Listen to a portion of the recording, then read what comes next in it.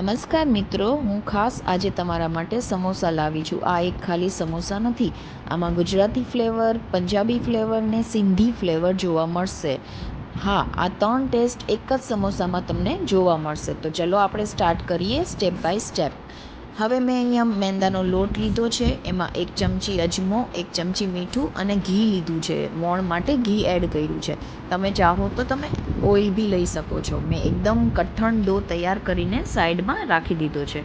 હવે મેં અહીંયા બટેટા બાફી લીધા છે. બટેટા મેં અહીંયા મેશ કરી લઈશ અને હવે હું એમાં બેઝિક મસાલા એડ કરીશ. 1 ચમચી મેં મીઠું એડ કર્યું છે, 1 ચમચી હળદર એડ કરી છે, ધાણા જીરું પાવડર એડ કર્યું છે અને ગરમ મસાલો એડ કર્યો છે. ગરમ મસાલો એક ગુજરાતી ફ્લેવર આપે છે અને ચાટ મસાલો બી એડ કર્યો છે, જે ટેસ્ટ એકદમ પરફેક્ટ છે ગુજરાતી ફ્લેવર માટે.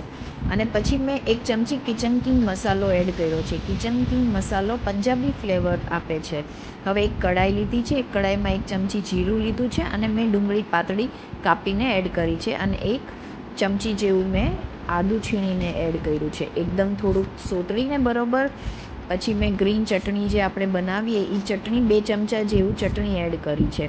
અને હવે એકદમ મિક્સ કરીને આપણે બટેટાનું જે ફિલિંગ રેડી કર્યું છે, આપણે એ બટેટાનો માવો એડ કરી દઈશું. આ ત્રીજો ફ્લેવર છે સિંધી ફ્લેવર. આ એકદમ સિંધી ફ્લેવર આપે છે, સિંધી ટેસ્ટ આપે છે, જે પરફેક્ટ છે અને આ એકદમ યુનિક ટેસ્ટ લાગે છે આ સમોસાનો. તમે બી ઘરે આવી જ રીતે એકવાર ટ્રાય કરજો. અને હવે આપણે 1 કપ જેવી ધાણાભાજી એડ કરશું અને હવે સરખું એકદમ મિક્સ કરીને આપણે ઠંડુ થવા સાઈડમાં રાખી દઈશું. તો હવે આપણો જે ડો તૈયાર કર્યો છે એ સેટ થઈ ગયો છે અને હવે આપણે મીડિયમ સાઇઝના લુવા બનાવી લેશું પહેલાં.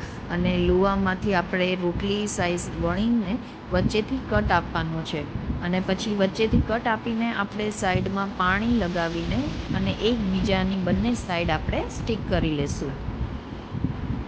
અને આપણે કોન શેપ બનાવવાનો છે. આવી રીતે કોન શેપમાં આપણે બનાવી લેશું અને નીચે એન્ડમાં થોડુંક આલુ ફિલિંગ આપણે કરીશું. થોડોક આલુનો મસાલો લેવાનો છે અને એન્ડમાં નીચે આપણે થોડું ફિલ કરવાનું છે, કારણ કે આપણી જગ્યા ખાલી ન રહે એના માટે. અને પછી એક્સ્ટ્રા આપણે મસાલો એડ કરશું અને હવે આપણે આપણા સમોસા આવી રીતે પેક કરી દઈશું, ફિલ કરી દઈશું.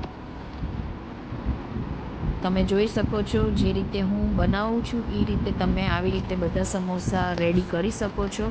અને હવે આપણું સાઈડમાં તેલ બી ગરમ થઈ ગયું છે. પહેલાં આપણે ચેક કરી લઈશું થોડો લોટ નાખીને અંદર કે આપણું તેલ આવ્યું છે કે નહીં. હવે આપણું તેલ બરોબર ગરમ થઈ ગયું છે. આપણે એક પછી એક સમોસા એડ કરી લઈશું. અને હા, સમોસાને મીડિયમ ફ્લેમ પર જ આપણે ગોલ્ડન બ્રાઉન અને ક્રિસ્પી એ થવા દેશું અને થઈ જાય ત્યાં સુધી આપણે ફ્રાય કરીશું. લો મિત્રો, તૈયાર છે ક્રિસ્પી અને ટેસ્ટી સમોસા. એક જ રેસીપીમાં 3 અલગ જાતના ફ્લેવર છે. હવે તમને જો મારી રેસીપી ગમી હોય તો લાઇક, શેર અને સબસ્ક્રાઈબ જરૂર કરજો. Thank you.